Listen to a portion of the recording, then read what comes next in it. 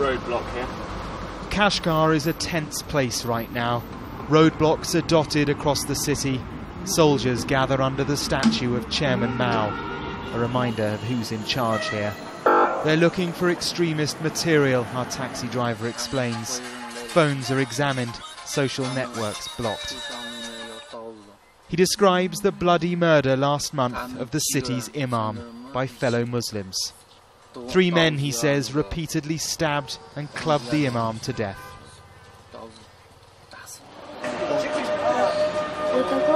We're 2,700 miles to the west of Beijing, just 200 miles from the borders with Afghanistan and Pakistan. It is a place which feels not remotely Chinese. This is the heartland of the Uyghur Muslims. The look, the food, the language, none of it is Chinese. Just yards from the mosque where the imam was stabbed, we meet a Uyghur willing to talk. Most fear government reprisals. He tells me the imam deserved to die. He says he was a stooge of China's communist government who are destroying Uyghur culture and restricting their religion. This is what he means. Signs on the street corners spelling out new policies here for Muslims. No veils and no beards. You think it is? It's bad for me. It's bad. Why is it bad? It's not have freedom. You can't have freedom. Yeah? You understand? Yeah.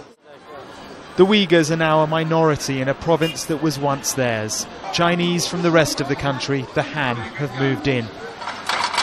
Ancient Uyghur homes are bulldozed, tower blocks now dominate. It's not popular. Since the beginning of the year, more than 100 people have died in attacks by Uyghur Muslims. Where are you going? Oh, thank you. And so these days you enter the Chinese shopping centres through metal detectors. Bags are scanned, people are on edge.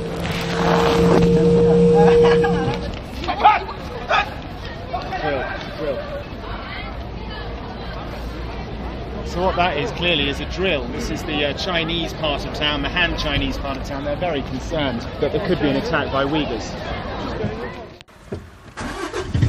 We leave our hotel early the following morning. The authorities don't welcome journalists here. We must move every day, and we're heading south. Keep it quite hidden. Well, we're less than 100 miles now from the borders with Pakistan and Afghanistan, and the accusation from the Chinese government is that Islamist extremists are crossing those borders and radicalising the population here. This is where the government's war on terror is at its most intense and where the truth is so hard to establish. We reach a suburb of Yarkand County. The internet has been cut, people's movement restricted.